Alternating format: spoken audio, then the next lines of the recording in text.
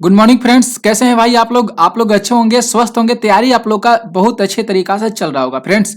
तो आज आपके लिए एक नए टॉपिक लेकर आए हैं प्रश्न। तो फ्रेंड्स हम डेली आप लोगों के लिए क्लास लेकर आते हैं और डेली जो क्लास में लेकर आते हैं फ्रेंड्स, उसमें हम लोग अधिकांशतः लुसेंट और एनसीईआरटी के प्रश्नों को देखते हैं, क्योंकि एग्जामिनर जो होता है यहीं से प्रश्नों को सेट करता है। वह चाहे कोई भी इंडिया का एग्जाम हो सकता है। तो जितने भी प्रश्न मिलेंगे ये सारे लुसेंट और एनसीईआरटी के प्रश्न मिलेंगे। थोड़ा सा कुछ ऐसे जो प्रश्न होते हैं जो इससे हट कर होता है, जैसे करंट अफेयर्स की बात कर देंगे फ्रेंड्स, तो ये थोड़ा सा हट के हो जाता है। ठीक है, तो फ्रेंड्स आज के लिए जो आप लोगों की क्लास है विविध यानी मिसलेनियस से प्रश्न हम आज आप लोगों के लिए लेकर आए हैं। टाइप 1 है और जो क्लास हम लोग का 58 नंबर 158 क्लास है फ्रेंड्स। तो ये क्लास आप लोगों के लिए इंपॉर्टेंस हो सकता है भाई। तो आप लोग जो भी एग्जाम की तैयारी कर रहे हैं फ्रेंड्स, तो आप लोग मेरी लेक्चर को देखिए, डेली जो क्लासेज हो रही है ना उसकी लेक्चर को देखिए। रिकॉर्डेड क्लास भी हो रही है, जो ये रिकॉर्डेड क्लास है, और 7 बजे शाम की जो क्लास होती है वह लाइव क्लास होती है। आप लोग भी उसमें आइए और अपने प्रश्नों को प्रैक्टिस कीजिए प्रश्नों को। ठीक है फ्रेंड्स, तो आइए हम लोग अपनी क्लास को स्टार्ट करते हैं। और सभी फ्रेंड्स को गुड मॉर्निंग, राधे राधे, जय श्री कृष्ण। आइए क्लास के फर्स्ट नंबर प्रश्नों को देखते हैं। और मेरे भाई चैनल पर नए हैं तो चैनल को जरूर सब्सक्राइब करके रख लीजिएगा, क्योंकि ये चैनल आप लोगों के लिए बहुत ज़्यादा हेल्पफुल होगा, बहुत ज़्यादा मदद भी करेगा सारे प्रश्न को लेकर। यहाँ पे देख सकते हैं जो पहला प्रश्न दिया गया है कि चाय में कौन सा मनोप्रभावी दवा पाई जाती है। बहुत सुंदर सा मस्त और शानदार प्रश्न है फ्रेंड्स।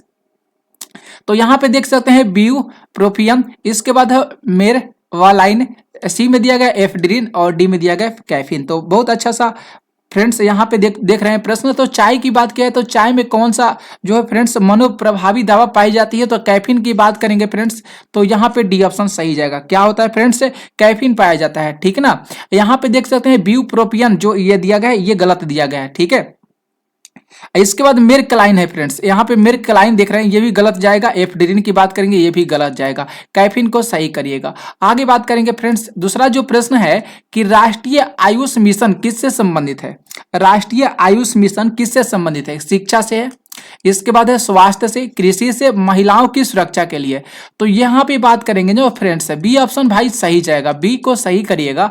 राष्ट्रीय आयुष मिशन जो है ना ये स्वास्थ्य से रिलेटेड हो जाएगा, किससे, हेल्थ से रिलेटेड हो जाएगा। ओके, आगे बात करते हैं फ्रेंड्स। तीसरा नंबर जो प्रश्न है कि दिल की धड़कन को सामान्य दर पर बनाए रखने के लिए निम्न में से किसका प्रयोग किया जाता है। दिल की धड़कन को बनाए रखने के लिए तो पेस मेकर का प्रयोग किया जाता है। किसका प्रयोग किया जाता है फ्रेंड्स, पेस मेकर का प्रयोग किया जाता है। ऑप्शन ए सही जाएगा। ठीक है, आगे बात करेंगे फ्रेंड्स। यहाँ पे चौथा प्रश्न आप लोग देख सकते हैं। चौथा प्रश्न है कि कार्डियोलॉजी, देख सकते हैं बहुत अच्छा सा प्रश्न है भाई। कार्डियोलॉजी में दिल की धड़कन का अध्ययन करने के लिए निम्नलिखित में से किसका प्रयोग किया जाता है। कार्डियोलॉजी की बात आ गया, कार्डियोलॉजी की बात आ गया है फ्रेंड्स। तो बहुत सुंदर सा प्रश्न है। यहाँ पे देख सकते हैं मल्टीमीटर। ठीक है, इसके बाद है कैथोड रे, ऑसिलोस्कोप, इसके बाद देख सकते हैं एंथ्रोपोमेट्री, और डी में देख सकते हैं एनोड रे ऑसिलोस्कोप। तो ये बहुत सुंदर सा मस्त और शानदार प्रश्न हो सकता है फ्रेंड्स। तो यहाँ पे जो सही आंसर की बात करेंगे भाई बी ऑप्शन सही जाएगा। ठीक है, बी ऑप्शन को आप लोग सही करिएगा फ्रेंड्स। कैथोड रे ऑसिलोस्कोप यहाँ पे सही जाएगा। ठीक है, तो बी सही जाएगा। आगे बात करेंगे फ्रेंड्स, देखिएगा 5 नंबर प्रश्न। यहाँ पे 5 प्रश्न है कि किस पौधे का पक्षाघात और मानसिक विकारों के इलाज के लिए प्रयोग किया जाता है। किस पौधे का पक्षाघात और मानसिक विकारों के इलाज के लिए प्रयोग में किया जाता है। रतालू का किया जाता है फ्रेंड्स। ठीक है, इसके बाद बात करेंगे डीजी लाटिस का प्रयोग किया जाता है, कुचला का किया जाता है, और इस बगोल का किया जाता है। देख सकते हैं कैसे कैसे प्रश्न यहाँ पे है फ्रेंड्स। तो कुचला को सही करिएगा। ठीक है, तो यहाँ पे सी ऑप्शन सही जाएगा। ठीक ना। आगे बात करेंगे फ्रेंड्स, देखिएगा 6 प्रश्न है। 6 प्रश्न है कि निम्नलिखित स्रोतों में से किसके माध्यम से पौधे हाइड्रोजन प्राप्त करते हैं। निम्नलिखित स्रोतों में से किसके माध्यम से भैया पौधे जो होते हैं हाइड्रोजन को प्राप्त करते हैं फ्रेंड्स। तो मृदा जल आप लोग देख रहे हैं ना, ऑप्शन ए में दिया गया है, ये ही सही जाएगा। मृदा जल के माध्यम से जो पौधे होते हैं हाइड्रोजन को प्राप्त करते हैं फ्रेंड्स। तो ऑप्शन ए को सही करिएगा। यहाँ पे 7 प्रश्न की बात करेंगे। साकीय विज्ञान ठीक है किसके उत्पादन और विपणन से संबंधित हो सकता है। फूल से हो सकता है फ्रेंड्स, यहाँ पे बात करेंगे चकोतरा फल से हो सकता है, अंगूर से, सब्जियां से। तो भाई यहाँ पे अगर बात करेंगे तो डी ऑप्शन बिल्कुल सही जाएगा। शाकीय विज्ञान जो हो जाएगा ना फ्रेंड्स, ये सब्जियों के उत्पादन से संबंधित हो जाएगा, शाकीय विज्ञान। ठीक है, तो यहाँ पे फ्रेंड्स डी ऑप्शन सही जाएगा। आगे बात करते हैं, देखिएगा प्रश्न 8 नंबर है कि पोलियो टीके के लिए नैनो पैच का आविष्कार किसने किया था? पोलियो टीके के लिए नैनो पैच का आविष्कार किसके द्वारा किया गया था फ्रेंड्स? तो सलमन वैक्समैन, इसके बाद है मार्क केडल, जोनास साल्क और डी में दिया गया लिनस पॉलिंग। तो भाई यहाँ पे जो सही आंसर की बात करेंगे ना मार्क केडल का, ये बिल्कुल सही जाएगा। मार्क केडल के द्वारा जो है फ्रेंड्स पोलियो के जो टीका है उसके लिए नैनो पैच का आविष्कार किया गया था मार्क केडल के द्वारा। ठीक ना, तो यहाँ पे बी ऑप्शन सही चला जाएगा। आगे बात करेंगे प्रश्न 9 नंबर। 9 प्रश्न है कि निम्नलिखित में से किस पदार्थ को मानव शरीर में सबसे कठोर माना जाता है? बहुत मस्त प्रश्न है कि वह ऐसा कौन सा पदार्थ है जो मानव शरीर में सबसे कठोर माना जाता है, जो कैल्शियम फास्फेट से निर्माण होता है उसका, और जल में वह क्या करता है, घुलता नहीं है फ्रेंड्स। तो उससे बात करेंगे दंत वलक, आप लोग देख रहे हैं ना बी ऑप्शन में फ्रेंड्स, ये सही जाएगा दंत वलक। ओके, ये जो हो सकता है भाई भूल नहीं सकता है। आगे बात करेंगे प्रश्न 10 नंबर है कि डायटम, जिसको हम लोग द्वीप परमाणु कहते हैं, इसका उदाहरण इनमें से कौन सा हो जाएगा? डायटम यानी द्वीप परमाणु का उदाहरण इनमें से कौन सा है? विषाणु है, शैवाल है, जीवाणु है, और फ्रेंड्स यहाँ पे डी में दिया गया कवक हो सकता है। तो आप लोग याद रख लीजिएगा द्वीप परमाणु यानी डायटम की बात किया गया है फ्रेंड्स, तो इसका जो उदाहरण बात करेंगे तो शैवाल हो जाएगा। क्या होगा फ्रेंड्स? इसका उदाहरण की बात करेंगे तो शैवाल हो जाएगा। 11 प्रश्न है भाई कि पोषक तत्वों के साथ जल निकायों के संवर्धन की प्रक्रिया को क्या कहा जाता है भाई? तो उसे जल सुपोषण के नाम से जानते हैं। क्या बोला जाता है फ्रेंड्स? उसे जल सुपोषण के नाम से बोला जाता है। ठीक है, जल सुपोषण वह प्रक्रिया है जिसके वजह से पोषक तत्वों के साथ जल निकायों के संवर्धन की प्रक्रिया होती है, उसे जल सुपोषण के नाम से जाना जाता है फ्रेंड्स। यहाँ पे बी ऑप्शन सही जाएगा। और एक बार क्लास की सेशन को फ्रेंड्स आप लोग शेयर कर दीजिएगा। यहाँ पे प्रश्न 12 की बात किया है कि नैदानिक थर्मामीटर का परास जो होता है कितना होता है? परास जो होता है कितना होता है? सीमा इसका बात किया है, परास या सीमा उसी को बोला जाता है फ्रेंड्स। तो 30 डिग्री सेल्सियस से लेकर 40 डिग्री सेल्सियस होता है। नहीं भाई, ये गलत दे रहा है। 35 डिग्री सेल्सियस से लेकर 42 डिग्री सेल्सियस होता है, यानी यहाँ पे बी ऑप्शन फ्रेंड्स आप लोग सही कर लीजिएगा। ठीक ना, नैदानिक थर्मामीटर का जो प्रयास होता है फ्रेंड्स, ये 35 डिग्री सेल्सियस से लेकर 42 डिग्री सेल्सियस तक होता है। बी ऑप्शन भाई सही जाएगा। इंपॉर्टेंस है ये प्रश्न, सारे इंपॉर्टेंट प्रश्न होते हैं विविध के फ्रेंड्स, जो मिसलिनियस के प्रश्न होते हैं, तो आप लोगों के लिए सबसे महत्वपूर्ण प्रश्न ये सारे सेट करके आप लोगों के लिए लाए भाई। तो बहुत इंपॉर्टेंस है, आप लोग ध्यान में रखिएगा और लेक्चर को कंप्लीटली आप लोग पूरा देखने का प्रयास कीजिएगा फ्रेंड्स। ठीक ना, चलिए आगे प्रश्न की बात करेंगे कि घरेलू कचरे के अपघटन को, घरेलू कचरे के अपघटन को, ठीक है ना फ्रेंड्स। ओके भैया, यहाँ पे तो कुछ गजब टाइप का हो गया ना फ्रेंड्स, इधर से उधर हो गया, यहाँ पे तो हो गया गलत। ठीक है, यहाँ पे इस तरह से होना चाहिए फ्रेंड्स। यहाँ पे तो प्रश्न हम बना रहे हैं, यहाँ पे 13 नंबर प्रश्न है कि प्राकृतिक प्रक्रियाओं के तहत, प्राकृतिक प्रक्रियाओं के तहत, ठीक है, यहाँ पे ये होना चाहिए फ्रेंड्स कि घरेलू कचरों के, क्या होगा, घरेलू कचरों के अपघटन से, घरेलू कचरों के अपघटन से, ठीक है, घरेलू कचरों के अपघटन को डैश कहा जाता है, घरेलू कचरे को अपघटन को डैश कहा जाता है। ये इस तरह का प्रश्न हो सकता है फ्रेंड्स यहाँ पे। ठीक ना, कि प्राकृतिक प्रक्रियाओं के तहत घरेलू कचरों के अपघटन से डैश कहा जाता है। बहुत अच्छा सा प्रश्न आप लोग के सामने यहाँ पे देखने को मिल रहा है फ्रेंड्स। तो देख सकते हैं यहाँ पे औद्योगिकीकरण प्रदूषण, अजैव निम्नीकरण प्रदूषण, उष्मीय प्रदूषण, जैव निम्नीकरण प्रदूषण। तो यहाँ पे डी ऑप्शन सही जाएगा ना फ्रेंड्स। जो प्राकृतिक प्रक्रियाओं के तहत जितने भी घरेलू कचरे के अपघटन होता है उससे जैव निम्नीकरण प्रदूषण होता है। ठीक है फ्रेंड्स, तो यहाँ पे भाई डी ऑप्शन बिल्कुल सही चला जाएगा। आगे बात करेंगे 14 नंबर प्रश्न पे। 14 प्रश्न है कि कुछ जीव एक साथ रहते हैं और आश्रय और पोषक तत्व दोनों को साझा करते हैं। इस संबंध में उस जीव को हम लोग क्या बोलते हैं फ्रेंड्स? तो उस जीव को बोला जाता है सहजीविता के नाम से जाना जाता है। उसे किस जीव के नाम से जाना जाता है? सहजीविता के नाम से जाना जाता है। सहजीविता उस तरह के जीव होते हैं जो एक साथ रहते हैं और आश्रय और पोषक तत्व दोनों आपस में वह साझा करते हैं, ठीक है, तो उसे सहजीविता के नाम से जाना जाता है फ्रेंड्स। आगे बात करते हैं 15 प्रश्न है कि मानव शरीर का कौन सा अंग इंसुलिन पैदा करता है। तो मानव शरीर का कौन सा अंग इंसुलिन को पैदा करता है, तो अग्नाशय। अग्नाशय जो हो जाएगा फ्रेंड्स ये इंसुलिन को पैदा करता है, बी ऑप्शन सही जाएगा। आगे देखिएगा जो प्रश्न नंबर 16 है फ्रेंड्स, 16 जो प्रश्न कार्य की पहले खाली स्थान दिया गया है, कार्य की डेटा बुक है भारत में जानवरों वनस्पतियों और कवकों को दुर्लभ और लुप्त प्राय प्रजातियों के दस्तावेजीकरण के लिए स्थापित एक राजकीय दस्तावेज है, इसका क्या नाम है भाई, तो इसका नाम है रेड हो जाएगा। क्या नाम है फ्रेंड्स, इसका रेड नाम है, यानी सी ऑप्शन सही करिएगा। 17 देखिएगा, यहाँ पे 17 प्रश्न है कि मानव में क्या है भाई, मानव में जो आवाज आती है ना ये किसके द्वारा उत्पादित होती है। मानव में जो आवाज आती है ये किसके द्वारा उत्पादित होती है फ्रेंड्स, तो ये कंठ के द्वारा, जिसको हम लोग लैरिंग्स बोलते हैं, ये कंठ के द्वारा जो होती है फ्रेंड्स हम लोग की आवाज आती है, तो ऑप्शन ए सही जाएगा। 18 प्रश्न की बात करेंगे, एंटीबायोटिक की खोज किसके द्वारा किया गया था। एंटीबायोटिक की खोज किसके द्वारा किया गया था फ्रेंड्स, तो अलेक्जेंडर फ्लेमिंग के द्वारा। अलेक्जेंडर फ्लेमिंग के द्वारा जो है एंटीबायोटिक का खोज किया गया था, बी ऑप्शन सही चला जाएगा। आगे बात करेंगे फ्रेंड्स 19 नंबर प्रश्न। 19 नंबर प्रश्न है कि निम्नलिखित में से कौन सा एक स्थानीय जीव जिसको हम लोग रेसे फाइबर का सामान्य स्रोत नहीं माना जाता है, मतलब रेसे का मतलब होता है फाइबर होता है, इसका सामान्य स्रोत के रूप में नहीं माना जाता है, लामा हो जाएगा, इसे माना जाता है। यहाँ पे देख सकते हैं अल्पाका को भी माना जाता है, अंगोरा बकरी से भी होता है फ्रेंड्स रेशा निकलता है, लेकिन जेब्रा से रेशा नहीं निकलता है। तो भाई यहाँ पे डी ऑप्शन को हम लोग करेंगे सही, डी ऑप्शन सही चला जाएगा, ठीक है। ओके फ्रेंड्स, यहाँ पे बात करते हैं भाई 20 नंबर, जो यहाँ पे हम लोग प्रश्न देखते हैं 20 नंबर, आप लोग यहाँ पे प्रश्न को देखिएगा, ठीक है। यहाँ पे कह रहा है 20 नंबर प्रश्न कि नेटल प्लांट, जिसको हम लोग बिछुआ पौधा बोलते हैं, इनकी पत्तियां अम्ल स्रावित करती है। बहुत सुंदर सा प्रश्न, भयंकर प्रश्न है भाई, कि नेटल के जो पौधे होते हैं इनकी जो पत्तियों से अम्ल स्रावित होता है, जिसके छूने पर ये कष्टप्रद अनुभव देता है भाई, ये कौन सा भाई होता है भाई, इसमें कौन सा अम्ल स्रावित करता है, ये बहुत सुंदर सा भाई प्रश्न है।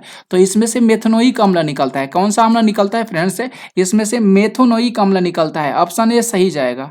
21 नंबर जो प्रश्न है कि निम्नलिखित में से किस सूक्ष्म जीव को सजीव और निर्जीव के बीच की कड़ी माना जाता है। बहुत सुंदर सा प्रश्न है भाई, वह कौन सा ऐसा सूक्ष्म जीव होता है जो सजीव और निर्जीव के बीच की एक कड़ी माना जाता है भाई, ये क्या माना जाता है, कड़ी। तो भाई बात करेंगे कवक, जीवाणु, विषाणु, शैवाल। तो फ्रेंड्स यहाँ पे जो सी ऑप्शन जाएगा ना ये मेरे भाई सही जाएगा, विषाणु को माना जाता है। किसे माना जाता है, विषाणु को। आगे बात करेंगे, यहाँ पे प्रश्न 22 है कि केंद्रीय बजट 2020 से 21 के अनुसार निम्नलिखित में से कौन सी बीमारी 2025 तक भारत में उन्मूलित हो जाएगी। बहुत अच्छा सा प्रश्न है भाई, ये देख सकते हैं। तो यहाँ पे एड्स, डेंगू, क्षय रोग और हेपेटाइटिस ए, तो यहाँ पे क्षय रोग जो दिया गया है फ्रेंड्स ये सही जाएगा, ठीक है, सी ऑप्शन को सही करिएगा। मस्त ये प्रश्न है भाई, बहुत अच्छा सा ये प्रश्न है। तो देख सकते हैं सारे चुनिंदे प्रश्न है एनसीईआरटी और लुसेंट का भाई, तो ध्यान में आप लोग रखिएगा और लेक्चर को कंप्लीटली देखिएगा, पूरा देखिएगा फ्रेंड्स, और शेयर भी आप लोग जो है आप लोगों के पास जो भी ग्रुप्स होंगे उसमें शेयर कर दीजिएगा। 23 प्रश्न है कि निम्नलिखित में से कौन सी प्राचीन भारतीय पुस्तक है शल्य चिकित्सा यानी शल्य क्रिया, जिसको हम लोग सर्जरी बोलते हैं, इस पर आधारित है। मनुस्मृति, सुश्रुत संहिता की बात करेंगे, ये सही जाएगा, ठीक है। सुश्रुत संहिता जो हो जाएगा ना भाई ये बिल्कुल सही जाएगा, बी ऑप्शन को सही करिएगा। 24 प्रश्न है कि निम्नलिखित में से कौन सा कथन यानी कौन सा स्टेटमेंट जो हो जाएगा यहाँ पे रॉन्ग होगा। कौन सा स्टेटमेंट जो है फ्रेंड्स यहाँ पे कहा गया है कि रॉन्ग है, ठीक है। तो यहाँ पे अगर बात करते हैं ए ऑप्शन पे कि मानव शरीर में आयोडीन की कमी से घेघा रोग होता है। अरे भैया, मानव शरीर में आयोडीन की कमी से एनीमिया रोग दिया गया है, तो ये सीधा सी बात हो गया फ्रेंड्स, ये गलत चला गया, ठीक है। मानव शरीर में आयोडीन की कमी से घेघा रोग होता है, यहाँ पे एनीमिया दिया गया है, इसलिए भाई यहाँ पे ये गलत हो गया। अगर बी ऑप्शन की बात करेंगे तो मानव शरीर में अतिरिक्त वासा त्वचा के नीचे जमा होता है, बिल्कुल सही बात है। सी कह रहा है कि प्रोटीन से मानव शरीर में ऊतकों के निर्माण और अनुरक्षण, जिसको हम लोग अनुरक्षण के मतलब होता है मरम्मत में सहायता मिलता है, बिल्कुल सही बात है। डी की बात कर रहा है कि मानव शरीर को खनिज पदार्थों की आवश्यकता कम मात्रा में होती है, बिल्कुल सही बात है भाई। और यहाँ पे ऑप्शन ए जो दिया गया है ना भाई ये गलत दिया गया है, ठीक है। आयोडीन की कमी से एनीमिया रोग नहीं होता है। अगर बात करेंगे 25 नंबर प्रश्न है कि मॉर्फिन को किससे निष्कासित किया जाता है। मॉर्फिन किससे निष्कासित होता है फ्रेंड्स, तो अफीम से होता है। ठीक है, ऑप्शन ए सही जाएगा। आगे बात करेंगे प्रश्न 26 है। प्रश्न 26 है फ्रेंड्स कि जल चक्र में कौन सी प्रक्रिया पौधे के द्वारा जल वाष्प को निर्मित करती है। जल वाष्प को फ्रेंड्स निर्मित करती है, तो वह हो जाएगी वाष्पन हो जाएगा। ऑप्शन ए सही करिएगा। आगे देखेंगे फ्रेंड्स 27 प्रश्न। 27 प्रश्न है कि प्रति जैविक दवाएं जिसको हम लोग एंटीबायोटिक बोलते हैं, विषाणु यानी जिसको हम लोग वायरस बोलते हैं, पर प्रभावी नहीं होती है क्योंकि उनका उनमें का अभाव होता है।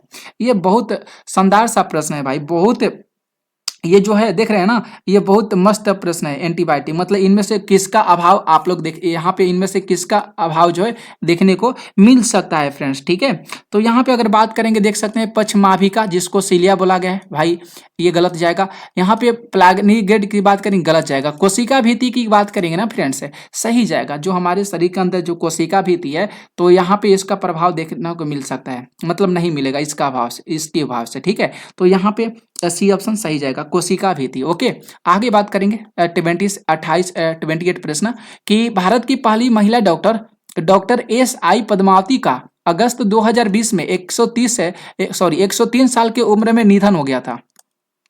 103 साल के निधन में जो है पद्मावती जो है SI पद्मावती है, इनका निधन हो गया था फ्रेंड्स।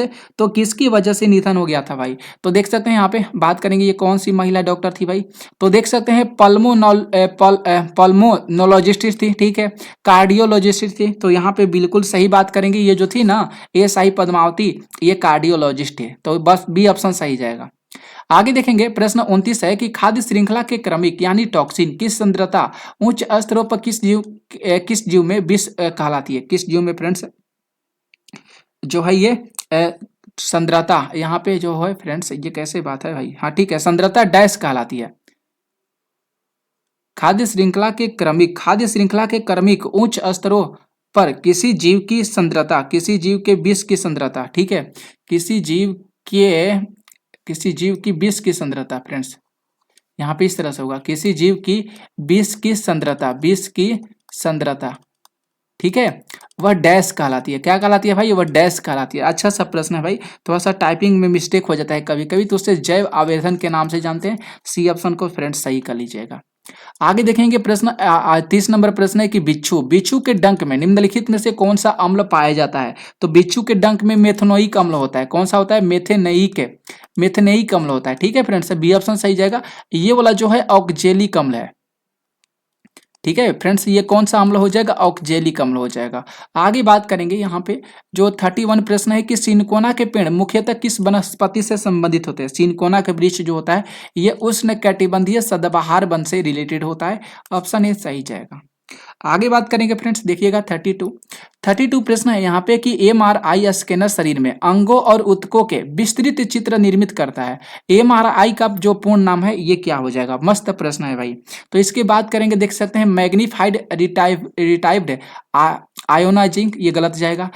यहाँ पे डी ऑप्शन सीधा बात करेंगे ये सही जाएगा ना, मैग्नेटिक रेजोनेंस इमेजिंग, यहाँ पे डी ऑप्शन को सही करिएगा। आगे देखेंगे प्रश्न 33 है फ्रेंड्स। प्रश्न 33 है कि मानव में रक्तचाप नापने हेतु निम्न में से किस उपकरण का उपयोग किया जाता है। मानव में रक्तचाप नापने हेतु फ्रेंड्स ये अच्छा सा प्रश्न है। तो बात करेंगे स्पिग्नो मैग्नोमीटर का प्रयोग किया जाता है। ठीक है, स्पिग्नो मैनोमीटर का प्रयोग किया जाता है रक्तचाप मापने हेतु। 34 प्रश्न है कि निम्नलिखित में से कौन जो है एक रात्रि चरण प्रणाली नहीं है। निम्नलिखित में से कौन जो है एक रात्रि चर प्राणी नहीं है। रात्रि चर प्रणाली की बात की है फ्रेंड्स, तो खरगोश जो हो जाएगा नहीं हो जाएगा, चूहा चमगादड़ काकरोच हो जाएगा। ठीक है, लेकिन खरगोश जो है नहीं हो जाएगा, रात्रि चर प्राणी नहीं है। आगे बात करेंगे प्रश्न 35 है, निम्नलिखित में से कौन सा रसोई उत्पाद मधुमक्खी के डंक को बेअसर करने में मदद करता है। मधुमक्खी के डंक को बेअसर करने में मदद करता है भाई, कौन सा हो जाएगा, तो बेकिंग सोडा हो जाएगा। कौन सा होगा फ्रेंड्स, उसका नाम है बेकिंग सोडा। प्रश्न नंबर 36 है कि वासा के इमल्सीकरण के लिए जिम्मेदार किसे माना जाता है। वासा के इमल्सीकरण के लिए बाइल को जिम्मेदार माना जाता है। किसे माना जाता है, बाइल को। ठीक है, आगे देखिएगा प्रश्न नंबर 37 नंबर है कि लैक्टोबैसिलस नामक सूक्ष्मजीव एक होता है। किसमें होता है लैक्टोबैसिलस, तो जीवाणु है। लैक्टोबैसिलस क्या है भाई, तो जीवाणु है, बी ऑप्शन जाएगा सही। आगे देखेंगे फ्रेंड्स 38 नंबर प्रश्न है कि मानव शरीर में किस अंग में वृद्धि के चरण कैटाजेन और टेलोजेन में विभाजित होता है। कौन सा है भाई, शरीर का कौन सा ऐसा अंग माना जाता है जो एनाजेन, ठीक है, कैटाजेन और टेलोजेन में विभाजित होता है। बहुत मस्त और शानदार सा प्रश्न है भाई, तो उसका नाम है बाल हो जाएगा। क्या है भाई, उसका नाम है बाल है, ठीक है। इसके चरण है एनाजिन, कैटाजेन और टेलोजेन। इसके आगे बात करेंगे, प्रश्न 39 है कि खाद्य श्रृंखला में प्राथमिक उपभोक्ता कौन होता है। खाद्य श्रृंखला जो होता है ना फ्रेंड्स, उसके प्राथमिक उपभोक्ता टिड्डा होता है। कौन होता है, टिड्डा होता है, ठीक है। आगे बात करेंगे, तभी तो उसको छोटे जीव खाते हैं। प्रश्न 40 है कि भारत सरकार कितनी रबी फसलों के न्यूनतम समर्थन मूल्य की घोषणा करती है। रबी फसल की बात किया है फ्रेंड्स, तो वह घोषणा करती है 6। कितना करती है घोषणा, रबी फसल के 6 करती है। आगे देखिएगा 41 प्रश्न है कि 41 प्रश्न है कि जीवों का, फ्रेंड्स यहाँ पे देख सकते हैं, यहाँ पे पहले खाली स्थान कर लीजिएगा। जीवों का और वे अपने आसपास के परिवेश के साथ कैसे संबंध स्थापित करते हैं, उसका अध्ययन क्या कहलाता है। बहुत मस्त प्रश्न है फ्रेंड्स, तो उसका अध्ययन क्या कहलाता है भाई, उसे पारिस्थितिकी के नाम से जाना जाता है। बी ऑप्शन सही जाएगा। 42 नंबर जो प्रश्न है कि आप किसी ऐसे व्यक्ति को क्या कहते हैं जो किसी नशीली दवा या किसी मनोउत्तेजक नशीली पदार्थ पर निर्भर करता है, उसे हम क्या बोलते हैं। वैसे व्यक्ति को हम क्या बोलते हैं, उसे व्यसनी के नाम से बोला जाता है। उसे क्या बोला जाता है फ्रेंड्स, उसे व्यसनी बोला जाता है। ध्यान में रखिएगा, उससे क्या बोला जाता है, व्यसनी, ठीक है। यहाँ पे प्रश्न 43 है कि वर्मी कंपोस्टिंग की सहायता से खाद तैयार करने की एक विधि कौन सी है। वर्मी कंपोस्टिंग, तो भाई खाद तैयार करता है केचुआ करता है। कौन तैयार करता है, केचुआ। ऑप्शन ए सही जाएगा। 44 प्रश्न है कि निम्नलिखित में से कौन जो है एक प्रकार का कवक है। कौन जो है एक प्रकार का कौन है, तो पेनिसिलियम की बात करेंगे, ये जो हो जाएगा कवक हो जाएगा, ये सही जाएगा। 45 है प्रश्न कि विश्व स्वास्थ्य संगठन WHO ने प्रति खुराक वैक्सीन की कितनी बूंदे जो है सुझाव में लाई गई है, तो 2 बूंदे। कितनी बूंदे फ्रेंड्स, तो 2 बूंदे। आगे देखेंगे प्रश्न नंबर फ्रेंड्स, यहाँ पे देखिएगा 46 नंबर प्रश्न है, 46। ओके, तो 46 जो प्रश्न करा है कि डैश, यहाँ पे आमतौर पर मिल्क शुगर यानी दूध का शर्करा उसे कहा जाता है, क्योंकि यह जो होता है दूध में पाया जाता है फ्रेंड्स। तो वह कौन सा हो जाएगा भाई, तो वह उसका नाम है लैक्टोज हो जाएगा। क्या होगा, लैक्टोज। आगे बात करेंगे 37 प्रश्न है कि किस जीवाणु के कारण दही बनता है, तो लैक्टोबैसिलस की वजह से जो है फ्रेंड्स दही जमता है। डी सही जाएगा। आगे बात करेंगे 48 प्रश्न को 1976 में चेचक के टीका का खोज एडवर्ड जेनर के द्वारा किया गया, तो सी ऑप्शन सही जाएगा। 1976 की बात की है, चेचक का टीका का खोज एडवर्ड जेनर के द्वारा किया गया था। ओके, आगे बात करेंगे फ्रेंड्स 49 नंबर प्रश्न है कि निम्नलिखित में से किसके कारण फलों का स्वाद जो होता है मीठा होता है। तो फलों का स्वाद याद रख लीजिएगा, फ्रुक्टोज की वजह से मीठा होता है, कभी भूलना नहीं है। फ्रुक्टोज की वजह से जो होता है फलों का स्वाद जो होता है फ्रेंड्स मीठा होता है। और 50 प्रश्न है जो आखिरी प्रश्न है भाई कि निम्नलिखित में से कौन वातावरण को उसके बहुत से प्रदूषकों से साफ करता है। तो जो वर्षा होता है ना, वर्षा का जो बूंद होता है, जल होता है, वह जो होता है हमारे इन्वायरमेंट को साफ सुथरा रखने में प्रदूषण को फ्रेश करता है, ठीक है। जो हमारे इन्वायरमेंट में प्रदूषण है उसको साफ सुथरा करने में मदद करता है, ठीक है। कौन भाई, तो वर्षा। डी ऑप्शन सही जाएगा। तो फ्रेंड्स ये क्लास आप लोगों को कैसा लगा, आप लोग जरूर कमेंट करके बताइएगा, और इस लेक्चर को, इस वीडियो को जितना हो सकेगा आप लोग अपने ग्रुप में शेयर करिएगा, ठीक है। मिलते हैं अगले क्लास में, आज के लिए थैंक यू।